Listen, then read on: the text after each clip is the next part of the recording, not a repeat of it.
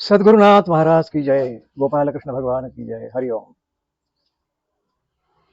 मेरे को बड़ा अजीब लगता है कि सिगारेट के पैकेट के ऊपर लिखा रहता है smoking is injurious to your health.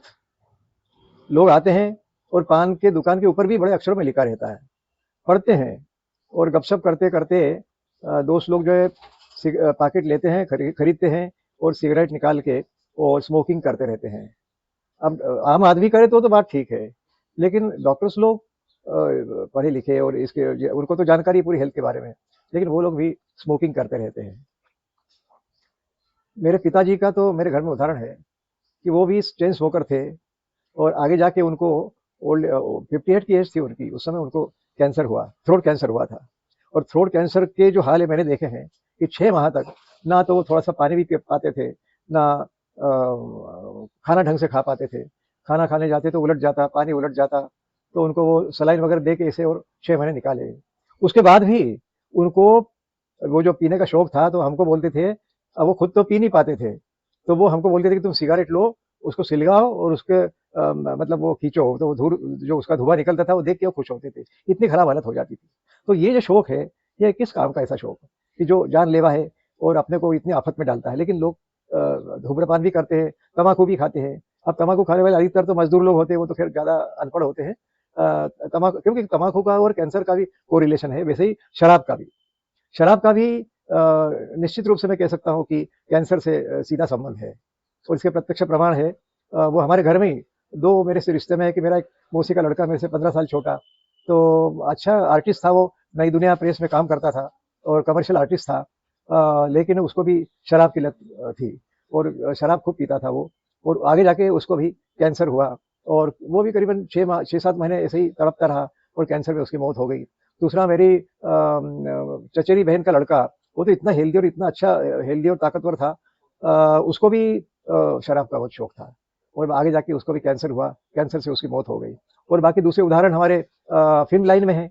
Rishi Kapoor इतना अच्छा एक्टर था, लेकिन ये फिर कपूर खानदान में लगभग सभी को, तो वो भी शराब पीता था और आगे जाके उसको भी कैंसर हुआ। आखिरी दिन तो उसके ठीक रहे, लेकिन उसके बाद जैसे शम्मी कपूर को मैंने देखा है कि इतना डांस अच्छा करता था, इतने अच्छे गाने गाता था, मतलब गाने का एक्टिंग, और माना हुआ हीरो था उस समय का। उसको रिवेलिंग स्टार भी बोलते थे, मतलब वो। लेकिन उसको भी आगे जाके ये हालत हुई, किडनियां उसकी खराब हो गई और उसका डायलिसिस पे चला वो कई माह तक, और व्हील चेयर पे घूमता था। ये हालत हो गई थी उसकी आखिरी में। तो ऐसा शौक किस काम का, लेकिन है। जैसे मैंने आखिरी इनके, यदि आप यूट्यूब पे इन लोगों के फोटो देखेंगे, उनकी वीडियो देखेंगे, तो शशि कपूर का भी आखिरी में जो है ना, इतना हैंडसम हीरो था, इतने अच्छे काम किए उसने, रोमांटिक काम किए, लेकिन उसके आखिरी जो उसके वीडियो देखेंगे तो देखा नहीं जाता, ऐसा इतना खराब दिखता था और उसी में उसकी कैंसर से उसकी मौत हो गई। तो ये ऐसे कई उदाहरण है कि ऐसे शौक जो है। दूसरा ही ड्रग की आदत भी है। तो ड्रग का भी संजय दत्त जो हीरो था, मतलब सुनील दत्त और नरगिस का जो लड़का है संजय दत्त, वो भी इतना अच्छा एक्टर था, लेकिन उसको भी ड्रग की आदत लग गई और इतनी भयंकर आदत लग गई कि उसमें से निकलना मुश्किल था। लेकिन सुनील दत्ता ने बहुत प्रयास करके और उसमें से उसको बाहर निकाला और बाद में उसने बहुत सारे अच्छे काम किए, अच्छे पिक्चर दिए। तो ये सब आदत ऐसी है कि आपके जीवन को बर्बाद करने वाली, यानी आर्थिक हानि तो होती हो, लेकिन आपको शारीरिक हानि भी होती है, कई बीमारियां भी होती है। और कैंसर सर की भयंकर बीमारी तो उसकी देन है, ये उसकी शराब की गिफ्ट है कि कैंसर की देन सबको मिल जाती है। तो इसमें से निकलने का पहली बात तो इस लत से दूर रहो। और एक कहावत है कि संगति संगत होशेण। यदि पीने वालों के साथ उठते बैठते रहेंगे और उनके साथ घनिष्ठ आपकी दोस्ती रहेगी, तो हो सकता है कि कभी आप भी उस लत में फंस जाओ। इसलिए ये आपको सोचना है। मेरा कहना यह है कि मनुष्य जीवन अपने को मिला है, तो इसलिए थोड़ी है कि आप इस जीवन को बर्बाद करना अपना इसी गंदी आदतों में। लेकिन अब ये अपने ऊपर है। यदि आपकी विल पावर स्ट्रांग है और आप निश्चित अपना एक संकल्प ले लेते हो कि मुझे तो इसमें से निकलना ही है, तो उस आदत को आप छोड़ भी सकते हो। लेकिन उसके लिए बहुत संकल्प शक्ति चाहिए और विल पावर स्ट्रांग चाहिए। तो आप कोई भी आदत जो है, उस आदत से बाहर निकल सकते हो। तो मेरा कहना मतलब यही था कि ऐसी ये कुछ आदतें हैं जो आजकल फैशन के रूप में हो रही है। और मेरे को थोड़ा-सा नाराज़ हो सकते हैं नई पीढ़ी वाले, लेकिन यदि वो अभी से इन बातों से दूर रहेंगे, तो उनका जीवन सुखी रहेगा, ये मैं निश्चित रूप से कह सकता हूँ।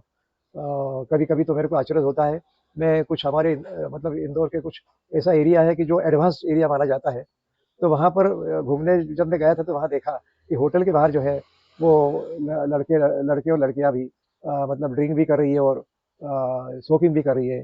तो अब एक ज़माना था कि जो कभी-कभी जो व्यक्ति शराब पीता था लोग उससे ज़्यादा संबंध नहीं रखते थे कि वो बोलते थे कि ये तो बेवड़ा है इसलिए इससे ज़्यादा आना-जाना तो आना-जाना भी नहीं रखते थे लोग, संबंध भी रिश्ता भी नहीं रखते थे, रिश्ता होते हुए आना-जाना नहीं रखते थे। इतना लेकिन आज ये हो गया कि ये फैशन ऐसी बन गई है कि बदलते माहौल का प्रभाव कहो जो भी है, लेकिन ये है कि लड़के-लड़कियाँ जो है शराब पी रही है कभी, तो ये सिगरेट पी रहे हैं, तो ये उनको अच्छा उनका क्या रहता है कि ईट, ड्रिंक एंड बी मैरी मतलब ये खाओ-पियो मौज करो, लेकिन अरे ऐसा लगता है आज मौज करो लेकिन इसका आगे जाके इसका परिणाम क्या होगा? इसके बारे में हम नहीं सोचते हैं। उनका कहना है कि ज़िंदगी है 2 दिन मस्ती में जो आगे होगा देखा जाएगा। तो ये सोच जो है ये बराबर ठीक नहीं लगती मेरे को। तो इसलिए मेरा ये निवेदन था कि क्या नाम से शराब के और इन सब नशों से दूर रहना चाहिए। मेरे एक मित्र है, वो रिटायरमेंट के बाद मेरे को ये कहने लग गए, "अरे!" बोले, "तू ऐसा कर अब तेरे को लगता है कि शाम को टाइम पास कैसे करें?"